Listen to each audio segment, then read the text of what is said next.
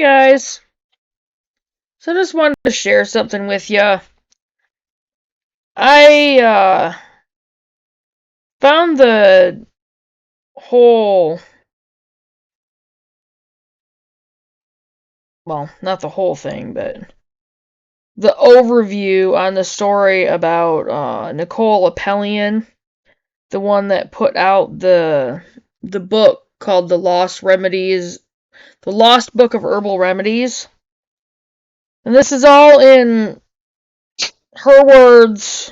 She wrote this. So I'm just going to read what she wrote. She says, I am a mother, an herbalist, a survival skills instructor, and a biologist. I graduated with a degree in biology from McGill University and further developed my herbal skills in the wilds of the Kalahari. I lived there for years with one of the oldest cultures on Earth, the San Bushmen.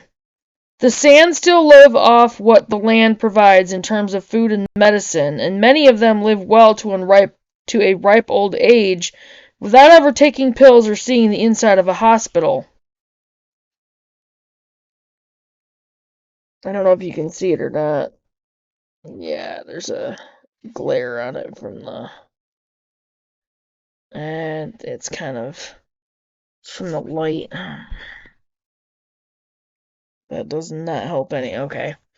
Well, I can't really show it then. I was gonna try, but there's a glare, so.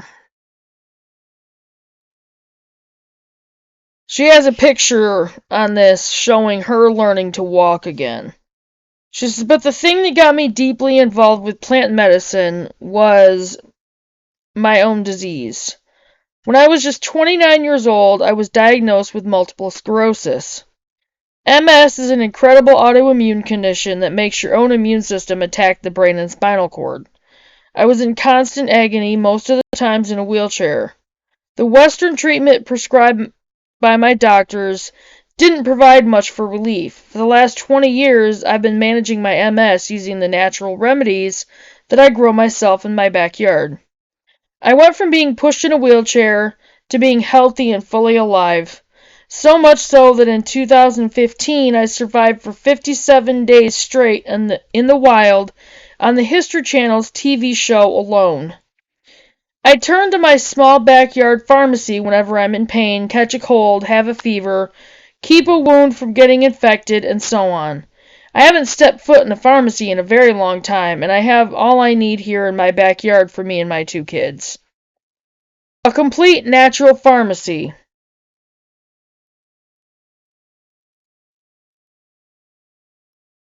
Oh yeah, this is where she's actually put together a medicinal garden kit that she's actually selling herself from her own seed collection. She says, I think everyone should have a medicinal garden in their backyard. I see no reason to take something made in a lab when you can first try a natural remedy you grow at home. You can easily go and pick the remedy you need at any time. Your backyard pharmacy will be there for you even in times of crisis, when regular pharmacies might be closed or looted. Imagine stepping into your backyard and looking at your new colorful medicinal garden. Your backyard will smell of fresh lavender and chamomile. You can pick any of these medicinal plants and turn it into the remedy that you need.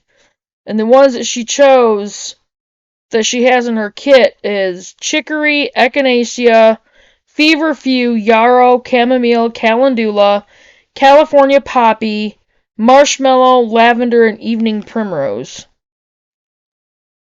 She says, I've gathered all the seeds for 10 herbs inside the medicinal garden kit. All these seeds have been handpicked from the very best plants. I wanted nothing less than premium quality seeds.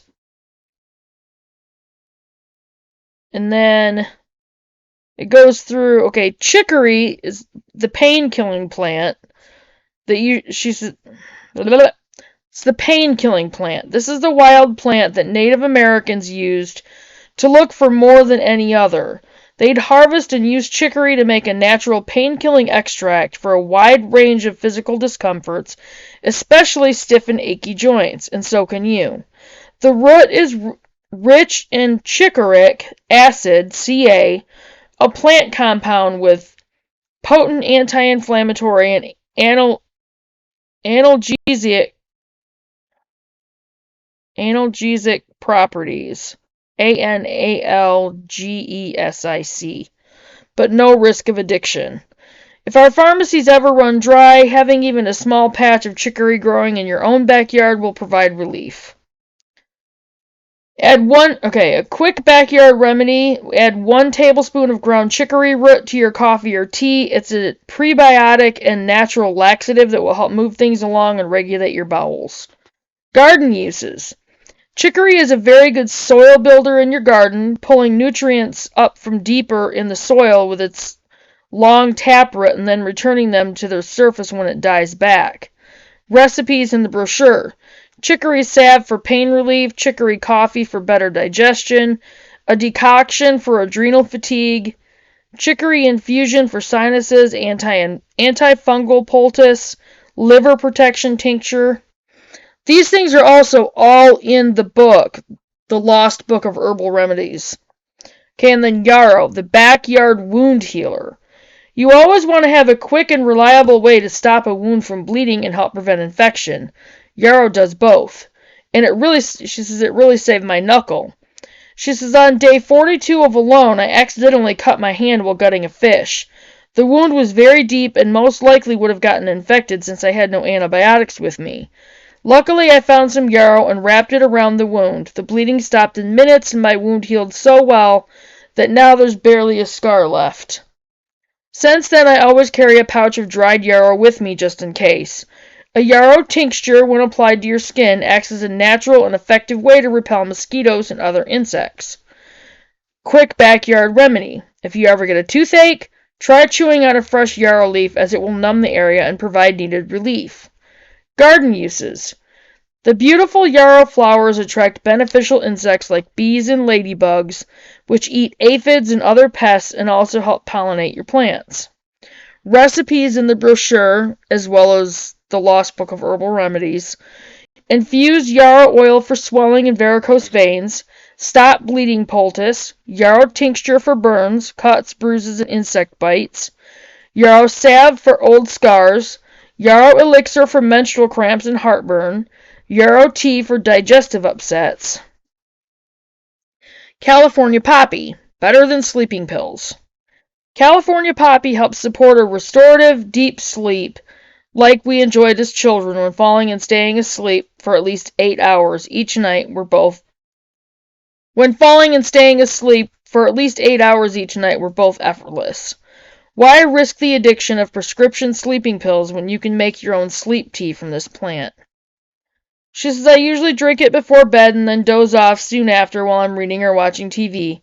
You could not wake me up easily. My kids have tried a few times. Now, if your bout of insomnia is of the more serious nature or you're suffering from PTSD, just turn California poppy into a more concentrated sleep tincture. That should do it. The quick backyard remedy. Gather any of these leaves, flowers, or stems. Cut finely, add to a cup or pot, and pour hot water. Let it steep for about 10 minutes. Drink warm just before bed for deep, uninterrupted, and restful sleep that night. Garden uses. With extremely high levels of pollen production, the poppy is an important food source for beneficial insects. It also needs very little water, so the other plants will get more. Recipes in the brochure and in the Lost Book of Herbal Remedies. Deep sleep tincture. Analgesic salve. I don't know if I'm pronouncing that right or not. Sleep tea blend. California poppy decoction for head lice.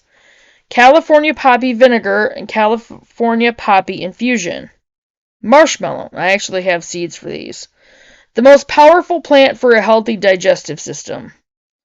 When most people hear marshmallow, they tend to picture the white, fluffy treat commonly roasted over a campfire.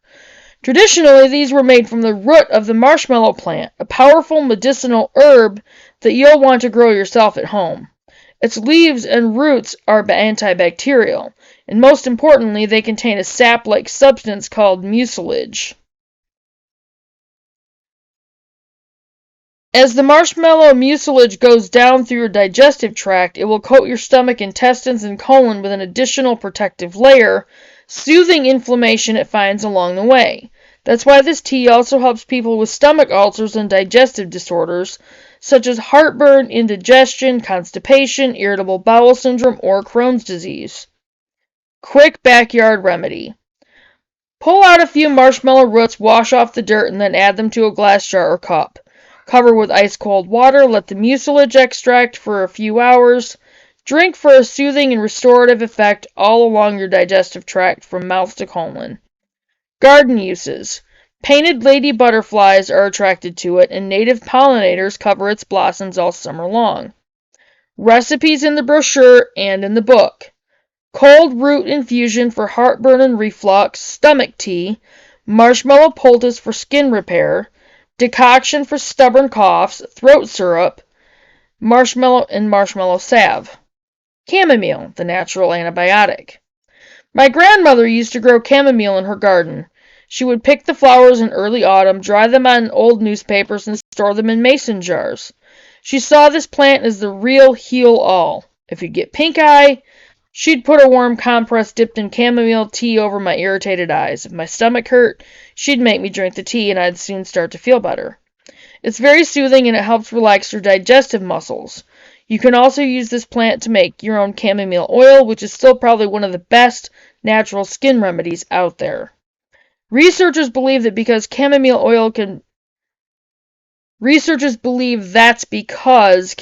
oil can penetrate even deep layers of your skin where true healing takes place. Quick backyard remedy. Take a handful of dried or fresh chamomile leaves and add them to a warm bath.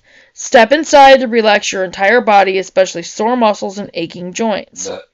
Garden uses. Chamomile is known as the gardener's doctor, as it has the power to heal and enhance the growth of the plants around it. Recipes in the brochure and in the book.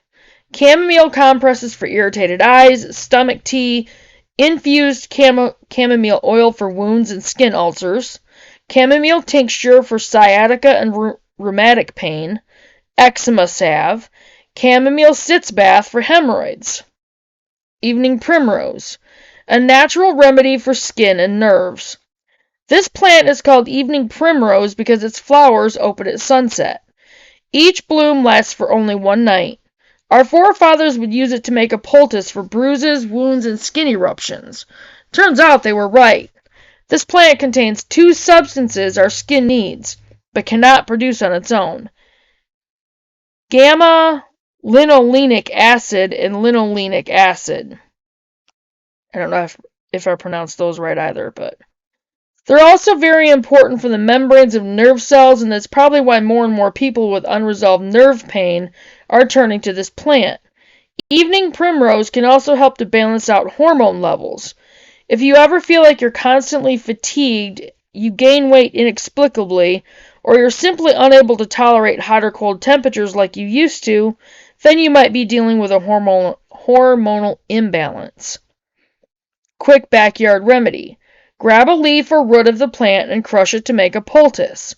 Apply it directly to a wound or skin rash to promote healing. Garden uses.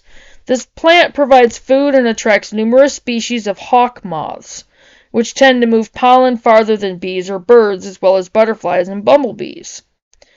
Recipes in the brochure and in the book. Infused evening primrose oil for skin and nerves, anti-bruise poultice of Native Americans, evening primrose tea for digestive issues and mood swings, revitalizing body balm, lung tonic, cough and sore throat mixture, cold pressed seed oil. Lavender, the perennial anti-inflammatory herb. You're probably familiar with how this aromatic plant can keep moths from dining on your winter wardrobe. Stupid flies. But if you use it medicinally, it can offer so much more. A recent double-blind study concluded that lavender oil cuts down anxiety to the same extent as taking a 0.5 milligram daily dose of a popular anxiety pill. Stupid flies.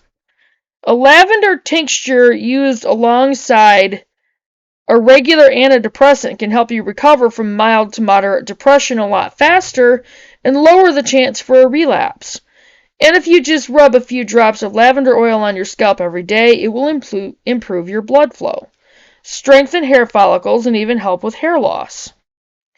That and the divine scent it has is why I like to mix it with my shampoo. The quick backyard remedy. Gather some fresh lavender from your garden and put it in a small herb pouch. Place the pouch inside your sleeping pillow or under your mattress. It will ward off mosquitoes and other insects and help you fall asleep faster. Garden uses. Just as it banishes bugs from your closet, it also banishes pests from the garden.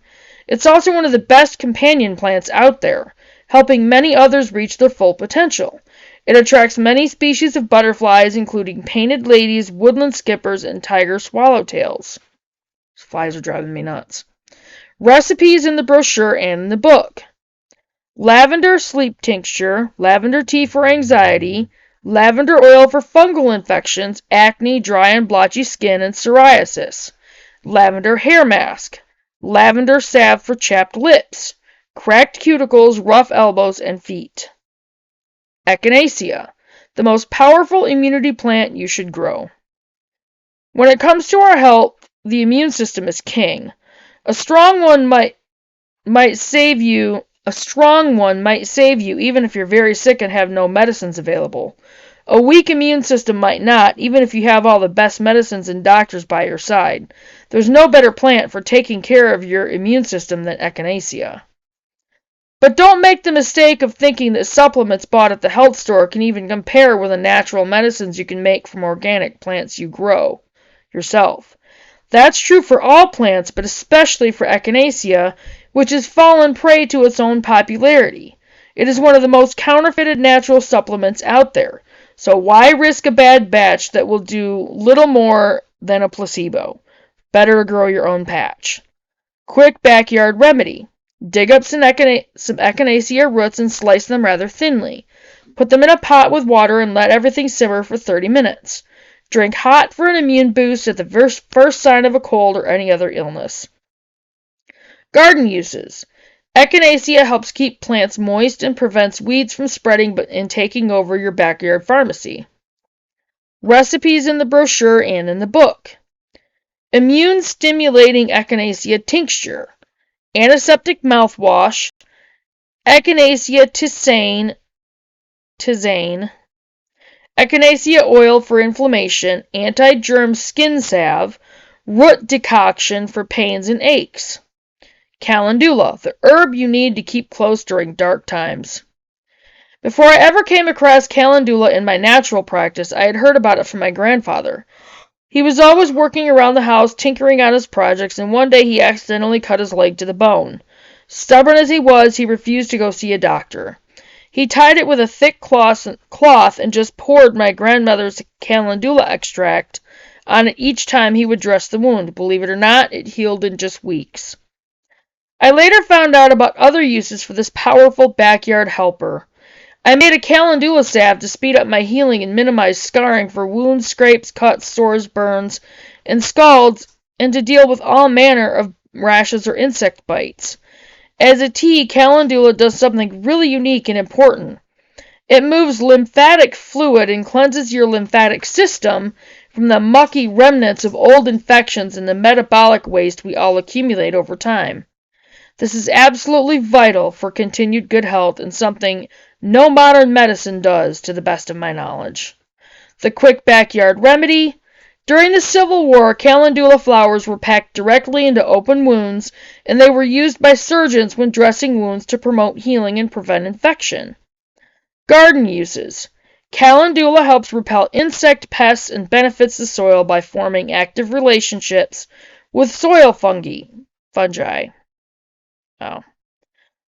Recipes in the brochure and in the book. Calendula flower infused oil for most skin problems. Calendula salve to rub over wounds and scars. Calendula soak for itches and rashes. Calendula tea for sore throat and mouth ulcers. Calming calendula spray for burns. Tea for irritated eyes and stomach. Protective skin lotion. calendula extract for skin ulcers and eczema, and anti-inflammatory ice. Feverfew, nature's aspirin for fevers and migraines. With feverfew in your backyard, you'll always have a way to deal with a cold, lower a fever, or fight off migraines. This plant is a powerful anti-inflammatory, and people have used it to deal with inflamed and painful joints.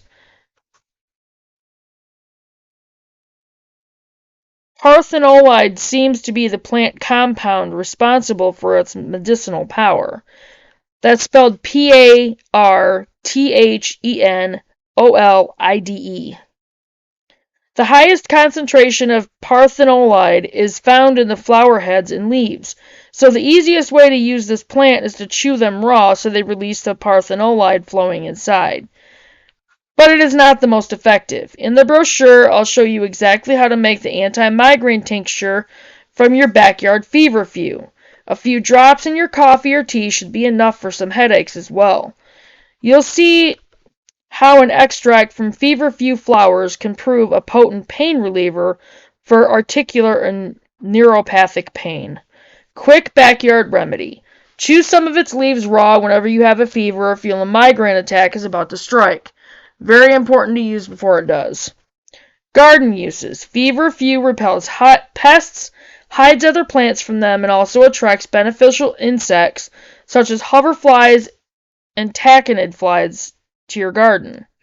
Recipes in the brochure and in the book, The Lost Book of Herbal Remedies.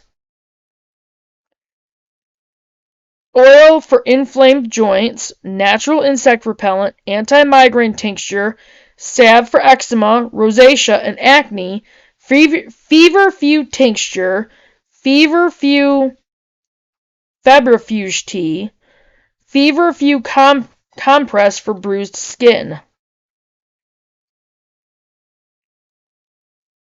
Even if you've never planted anything before, you'll have no trouble growing these 10 plants. I'm not going to read the rest of it, but I'll read this. Planting a medicinal herb garden will open a new exciting chapter in your life as you discover the healing power of plants. But even so, if you don't want to plant them now for any reason, you can keep the seeds for when you feel the time is right. So I know a few people who grab 3 medicinal garden kits each just to store them in the case of a crisis that affects our medical system and the pharmaceutical chains. These medicinal garden kits are perfect for people who want to be more self-reliant and for those who are preparing for the worst of times. With your medicinal garden kit, you'll always have one reliable, safe, and completely free natural alternative within easy reach. All these healing plants are good companions for vegetables and fruit trees, but you can also plant them in the front yard as they are very beautiful. Most of the medicinal herbs found in the kit are perennials that die in the winter and re-emerge in the spring, or self-seeding annuals that become well established after the first year. So your medicinal garden will keep coming back year after year without having to replant it.